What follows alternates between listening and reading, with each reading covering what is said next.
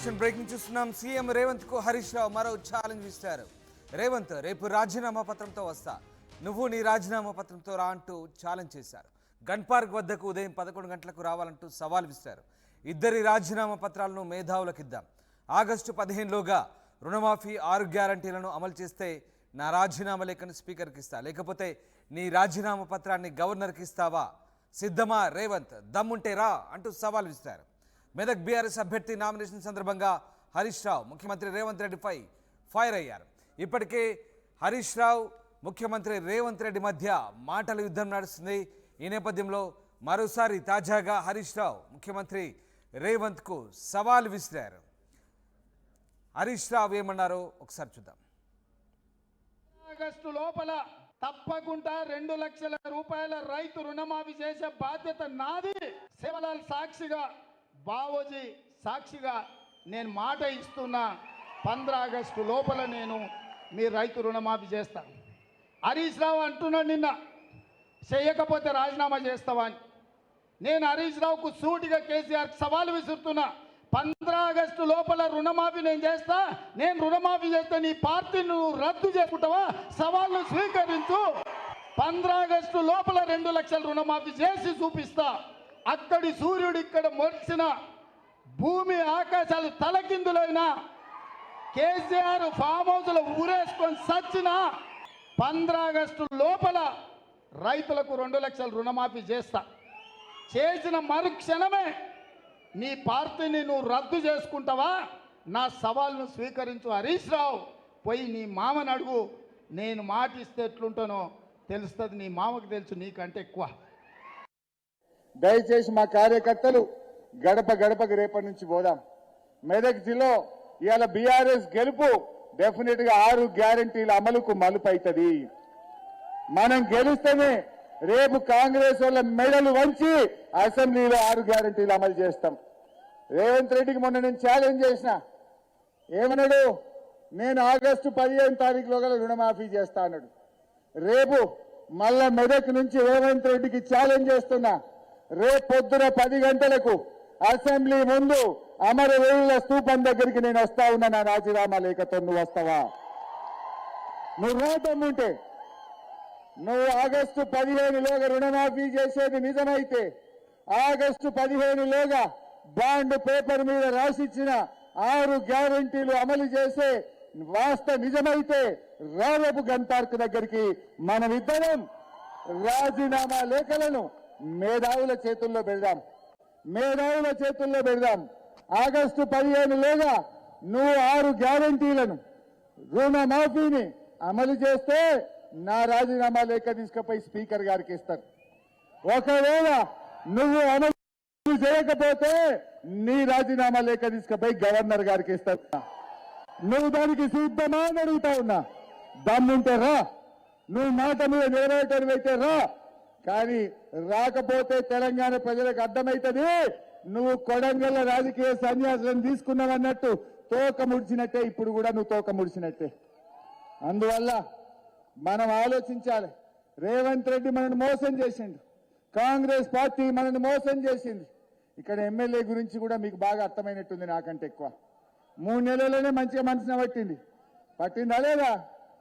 ఎన్ని రోజులకోసారి వస్తున్నాడు? దయచేసి ఆలోచన చేయండి. అందువల్ల మనమందరం ప్రజలకు చెప్పాలి, రైతు రుణమాఫీ జరగాలన్నా, 6 గ్యారంటీలు అమలు కావాలన్నా, 4,000 పెన్షన్ అందాలన్నా, రైతులకు 15,000 రైతు బంధు రావాలన్నా, నిరుద్యోగ యువకులకు నిరుద్యోగ భృతి రావాలన్నా, పార్లమెంట్ ఎన్నికల్లో కాంగ్రెస్ పార్టీని దయచేసి మా కార్యకర్తలు గడప గడపకి రేపటి నుంచి పోదాం. మెదక్ జిల్లా ఇవాళ బీఆర్ఎస్ గెలుపు. ఎస్సీధీ ముఖ్యమంత్రి రేవంత్ మాజీ మంత్రి హరీష్ రావు మధ్య మాటల యుద్ధం కొనసాగుతోంది. సీఎం రేవంత్ కు హరీష్ రావు మరో ఛాలెంజ్ విసిరారు. రేపు తన రాజీనామా పత్రంతో వస్తానని, నువ్వు కూడా నీ రాజీనామా పత్రంతో రా రేవంత్ అంటూ ఆయన ఛాలెంజ్ చేశారు. గన్ పార్క్ వద్దకు ఉదయం 10 గంటలకు రావాలంటూ సవాల్ విసిరారు. ఇద్దరి రాజీనామా పత్రాలను మేధావులకు ఇద్దామని, ఆగస్టు 15లోగా రుణమాఫీ 6 గ్యారంటీలను అమలు చేస్తే తన రాజీనామా లేఖను స్పీకర్కి ఇస్తానని, లేకపోతే మీ రాజీనామా లేఖను గవర్నర్కి ఇస్తారంటూ ముఖ్యమంత్రిని సవాల్ చేశారు హరీష్ రావు. మెదక్ బీఆర్ఎస్ అభ్యర్థి నామినేషన్లో హరీష్ రావు ముఖ్యమంత్రిపై నిప్పులు చెరిగారు. మధు జాయిన్ అవుతున్నారు. మధు, మరొకసారి హరీష్ రావు రేవంత్ రెడ్డి మధ్య మాటల యుద్ధం కొనసాగుతుంది. ఇది ఎక్కడికి దారితీసే అవకాశం ఉంది? ఎగ్జాక్ట్లీ మెదక్ అభ్యర్థి వెంకటరామరెడ్డికి సంబంధించినటువంటి ఈరోజు నామినేషన్ సందర్భంగా హరీష్ రావు మరొకసారి సవాలు విసిరారు. గత 2 రోజుల నుంచి ప్రతి సవాలు విసురుకుంటున్నారు ఇద్దరు నాయకులు కూడా. ఒకరేమో మాజీ మంత్రి ఇరిగేషన్ డిపార్ట్మెంట్, తర్వాత ఆర్థిక శాఖ మంత్రిగా పనిచేసినటువంటి హరీష్ రావు అంటే గత ప్రభుత్వంలో, ప్రస్తుత ముఖ్యమంత్రి రాష్ట్ర కాంగ్రెస్ చీఫ్ రేవంత్ రెడ్డి, ఇద్దరు ఒకరిపైన ఒకరు విమర్శలు ప్రతి విమర్శలు చేసుకుంటూనే ప్రతి సవాలు విసురుకుంటున్నారు. అయితే మొదటగా హరీష్ రావు సవాలు విసిరారు. రైతు సంబంధించినటువంటి ఏదైతే రుణమాఫీ ఉందో 2 లక్షలు, ఈ ప్రతి సవాలు ప్రారంభమయ్యాయి. మొదట హరీష్ రావు ఛాలెంజ్ చేశారు. గతంలో డిసెంబర్ 9వ తారీఖు రోజున కాంగ్రెస్ ప్రభుత్వం అధికారంలోకి రాగానే వెంటనే 2 లక్షల రుణమాఫీ, రైతు రుణమాఫీ చేస్తామనేటువంటిది గతంలో హామీ ఇచ్చింది కాంగ్రెస్. కానీ అధికారం చేపట్టిన తర్వాత 100 రోజులు పూర్తయింది, 4వ నెల నడుస్తా ఉంది, పార్లమెంట్ ఎలక్షన్స్ వచ్చాయి, ఎన్నికల కోడ్ ఉంది. ఇప్పుడు మాత్రం రేవంత్ రెడ్డి చేస్తా ఉన్నటువంటి సిచ్యువేషన్, ఆగస్టు 15వ తారీఖు తర్వాత దీనికి సంబంధించినటువంటి రుణమాఫీ ఒకటే దఫాలో రుణమాఫీ చేస్తామనేటువంటి స్టేట్మెంట్ చేసిన తర్వాత హరీష్ రావు స్టేట్మెంట్ చేశారు.